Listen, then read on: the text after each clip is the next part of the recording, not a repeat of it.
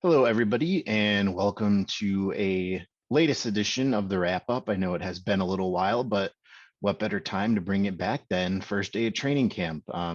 Obviously, a lot of things flying around out there today. Football is officially back in a meaningful capacity. So this is a date, we've all had circled on our calendars for a while now.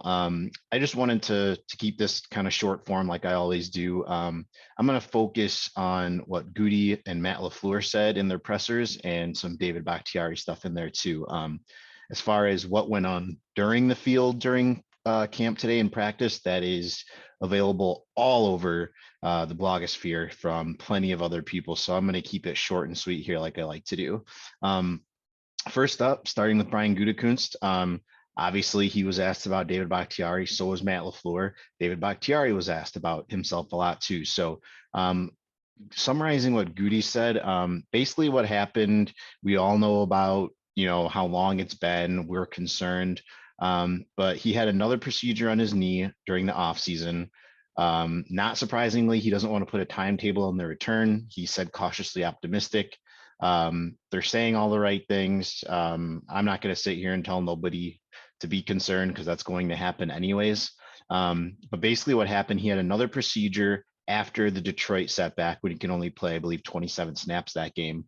The injury overall was a very significant injury. He said it was much more than an ACL, but importantly says there's no concern that he'll play again. That's been something that I've seen out there that I think is a wild overreaction that people are, saying he should be concerned about his career continuing and everything. But it's good to hear from Goody himself say there's no concern that he will ever play again. He said he's excited for guys like Alan Lazard. He was asked about him specifically. He said, I'm excited for what he can be for us in a different role. He's a very confident guy, and every time we've given him opportunities, he's produced. Again, more of what you want to hear about a guy that's going to have a gigantic role this year for A, by default, and B, because he's earned it. So I think that those are positive developments. A lot of people were concerned about Sammy Watkins. Obviously, as the new piece, however you want to designate him, how big of a piece you think he'll be, but we were all excited, to see him get some work. But we all kind of had to take a step back when he got added to the NFI, to the non-football injury list. So he provided some clarification on that. Goody said it's a very short-term thing. So that's good that they're not expecting it to linger in any way. And Christian Watson went on PUP as well. He said he'll miss a little bit of time, but he had a procedure done in the off season, and they jointly decided to do that now instead of taking a rookie and having him push through a knee injury throughout the season. Which, again, if you're going to miss time at any time, it's not great, but it's good to do now so you don't have to push him through playing injured while he's trying to get up to speed. He said, again, we're not going to put a timeline on these things. When we've invested what we've invested in Christian Watson, we're looking at the long term. So here they're playing it smart. Not surprising. They tend always to do that. They err on the side of conservative with injuries. He commented on the fact that he got a contract extension. He said, I'm not going to go into details. It's private, but he's very appreciative. Matt LaFleur said something similar. I know there was some, kind of people saying, why are they keeping it quiet? It's a good thing. Why didn't they tell us that they got extended? I don't personally really see it as a big deal because, as a fan, we all knew that was going to happen. So hearing it's going to happen, I don't really care how much they're making. I don't know if that's why some people care. There is a little bit of a difference between what we hear about player contracts versus, front office and coaches, but it's not my money. So I'm just glad they're going to be back in the fold for a while. They fully deserve it, and let's hope they keep making the most of it. I do want to say one more thing. Julio Jones got signed yesterday by the Bucks because, of course, it was the Bucks. But in general, he was asked, what are your thoughts about the other veteran wide receivers out there? He says, I don't think right now we're really looking to add anything, which shouldn't be surprising to anyone. Again, Julio Jones was out there as of July 26th, very, very late in the offseason before camps open. So I tend to think if the Packers were interested in Julio and if Julio was interested in the Packers, I feel like that probably would have happened. So they're going to roll with what they have, which they've made significant investments this year in that position, regardless of how big of an investment people think it was. They clearly made a priority to add bodies to that room. Matt LaFleur was up next. He came right out and said right away, hey, no, we've talked about David quite a bit. As soon as they clear him, he'll be ready to go. From what I've seen, he's doing everything he can, and none of these, injuries of that sort are clear cut. Again, it was a major injury suffered very late in the season, New Year's Eve before a playoff game. So he says that, he specifically, he said, I'm not a doctor, right? I mean, he's going to get pressed. Everyone's going to get pressed timetable. He doesn't want to do that, which I believe is smart. He said specifically, with no expectation comes no expectation. So it kind of feels like they've quote unquote learned their lesson a little bit with, trying to say, we think he'll be ready for camp, or we think he'll be ready by mid-season. So they're just, sticking it very close to the vest. Like they're making improvements. When he's ready, he's ready. Again, he was also asked about his contract extension. He said, I'd rather not comment on it. Excuse me. What do you want me to say? He said he's very grateful. The one thing, he did also expound on the Bakhtiari injury. He said, I've never been a part of something like this. So anytime it's a first, you're a little surprised, but I have a lot of trust and faith in our people here and in David to do what's best. Also asked about Christian Watson's situation.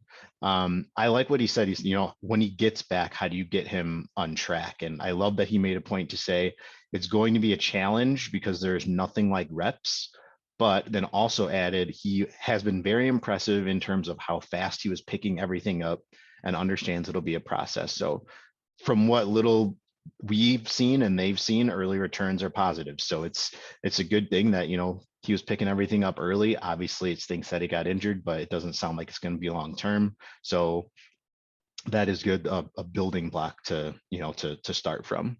I do like the nugget he gave. I love hearing Matt talk about Rich Bisaccia, but he said, he is not afraid to call anyone out, including myself. He said he learned more about special teams than he ever has just sitting in Bisaccia's meeting so far.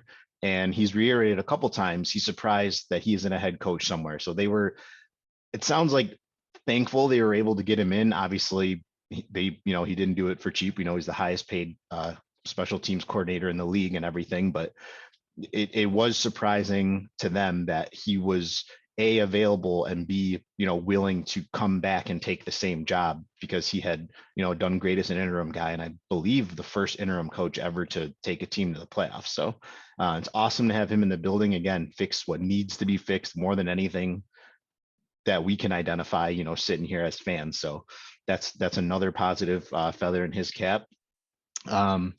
So I do want to add, he gave some nuggets about Aaron Rodgers. He said he looked good returning to camp. Obviously, he wasn't here for most of the offseason, but he said he performed well in the run test that they gave him, and he's going to handle his amount of throwing the same as normal. So seems like it's going to be business as usual when it comes to 12. Obviously, it's just going to be about, him developing a rapport with guys he hadn't had yet. He commented on the O-line situation because, again, we've talked about Elton Jenkins and David Bakhtiari. Elton, they, said that he's been a little bit ahead of schedule based on what they think. He was, but I don't think any surprises that they're bringing him along slowly as well. He said it's going to be a fluid situation in camp for guys like Sean Ryan and Zach Tom. It sounds like they're going to play them at both spots, guard and tackle, see where they shake out. And he added, you want them to compete for a position, but it's how much time are you devoting to cross training them? Coming from a team that has the most versatile alignment in the league in Elton Jenkins, it's very tempting, right? To, hey, how many positions can we play these guys at? But when they're young like that, I think it makes sense too. You don't want to take away too much time trying to play them in both spots unless it's absolutely needed. And right now, it does kind of seem like it is because we know they have their top two dogs are injured. Finishing up, I just want to cover what David Bakhtiari specifically said from his own mouth. He said himself, my concern level is really low. I really like where I'm at, especially compared to just where I was overall last year. Obviously, nobody knows how he's feeling more than he does, no matter what he tells the doctors, no matter what he tells the coaches. How he feels is a 24/7 thing. by his own judgment. So that's good to hear. He said he's well ahead of schedule of where he was last year. And he reiterated it's not really an ACL issue about the second procedure. This has been a long time ago. We put that chapter to bed. There's just other issues we're navigating around and things that I'm learning. So again, he seems to be in as good a spirits as he can, right? I know he had a quote saying that, it was kind of a nightmare situation, which nobody would argue. We had Mason Crosby and Watkins as other guys, like I said, that were on injury lists. Goody said that Dean Lowry and Patrick Taylor are going to come off PUP. We know they went on there. Good, you guys have heard several times from people by now, the PUP list during camp is way different than it is during the season.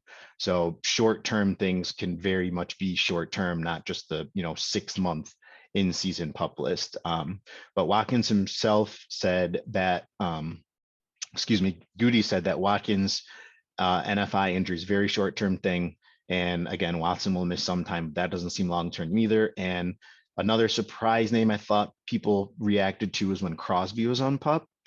So he said he had his right knee scoped 2 weeks ago. He's never missed a preseason game before and said, I'm having a couple of those off isn't going to hurt. So, when they decided they were going to bring back Crosby, you knew he was going to be the guy. I think it's important, if he's not 100%, I can't say, I personally can't say I think he needs camp. Like, yes, he had a rough year last year, but I think I'm personally pretty confident that if he feels, that he's good to go and the team feels like he's going to be good to go, I have no reason to question that. Special teams as a whole was FUBAR last year. So I don't think it's, smart or safe to put most of that blame on the kicker, who, apart from last year and one other in 2012, has been absolutely rock solid his entire time here. That's really all I had for right now. I just wanted to keep it short and sweet. Again, there's an unbelievable amount of stuff out there, especially these first couple of weeks of camp. We're all excited. We're in information overload. So make sure you don't miss any of that stuff from the rest of Cheesehead TV. Excellent articles, excellent videos. I will be here probably a couple more times through camp to, just keep things summarized and outlined as easily and quickly as I can. So until next time, have a good one. And as always, go Pack Go.